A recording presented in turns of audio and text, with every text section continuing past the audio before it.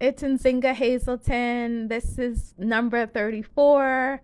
Also, just wanted to thank everyone for rocking out with the daily posts. I am sensing they might be a little bit too much for people. I'm not sure because I haven't honestly heard that, but I guess it's probably some of my perception. If that's the case, let me know. I can definitely adjust, particularly for people who really let me know that in Zinga, I can't get an email from you every day.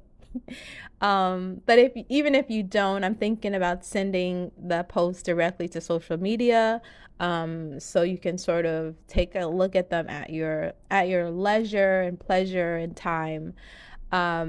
So yeah, I think that was it. I'm at Nzinga Hazelton on Facebook, and I'm at Song of Harlem on IG. Um, so we'll see if I really get a lot of responses back that just say, "Hey, girl, hey, you got to be sending these differently or something." Then I will definitely make some changes. So here we go. Number 34. When you find out your friend's best friend has also read 2000 Seasons. That Ricky, a friend of a friend, a white guy, had read 2000 Seasons, a novel by the Ghanaian author Ayikwe Adama, made me want to pause and then excavate what else we shared in common. How, I wondered, had our curiosities so cleanly merged? How had he, from wherever part of middle America he emerged, now enter my mental living room, joining the other folks jostling for space on a crowded couch? Your living room no falling. We shared apparently the same interest in liberating literature, in unearthing an intuitive self, and I learned in implicating that self in change making. In the novel, highly recommended by Alice Walker, Adama conveys the need of Africans to return to the way, a primal understanding of themselves and their history, unencumbered by, quote, the destroyer's taste for physical and spiritual death and destruction. I had read the book a number of years ago while in the village of Medina Bay in Senegal. There, with my mother, who had served as a midwife in the town and periodically came back to the Islamic Center to have clothes made and to have her hair done, both of which took multiple days, I read the book aloud to her. A slightly torturous experience considering the heat, low lighting, and admittedly delicious yasayap. With our access to TV, radio, and the internet limited, coupled with intermittent electricity, reading kept us focused and entertained. Back in New York, though, we were celebrating Kalia's birthday. Hey, girl, hey. Most attendees were friends of Kalia, including Ricky, who at the time had shoulder-length blondish hair. I might have met him once before, but we hadn't really talked until that night.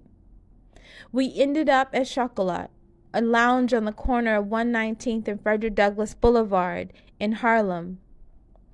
I cannot quite remember how it unfolded, but we found ourselves discussing Tracy Chapman, and either I asked Ricky if he listened to Matters of the Heart by Chapman, that's your album, Zing, or maybe he asked me if I had listened to New Beginnings.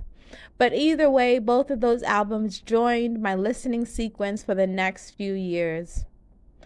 We also somehow started talking about Alice Walker, and I guess from Walker we got to Ayikwe Adama. I mean, I don't see how else we could have gotten to Amra without having first spoken of Walker.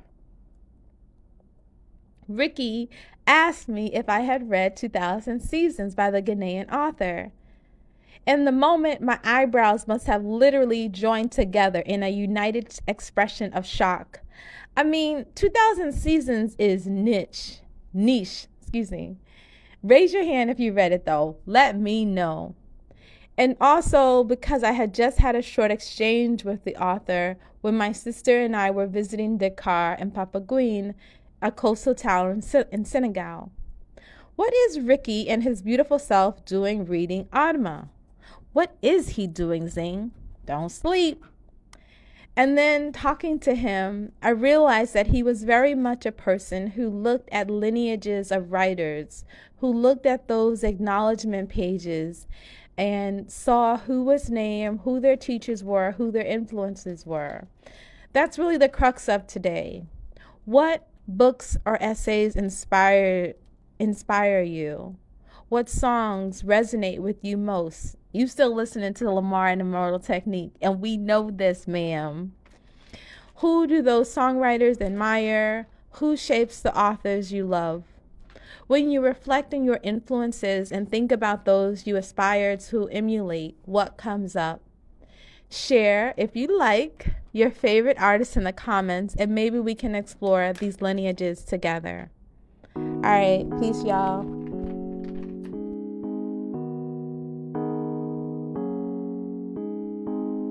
I wrote a letter, but you never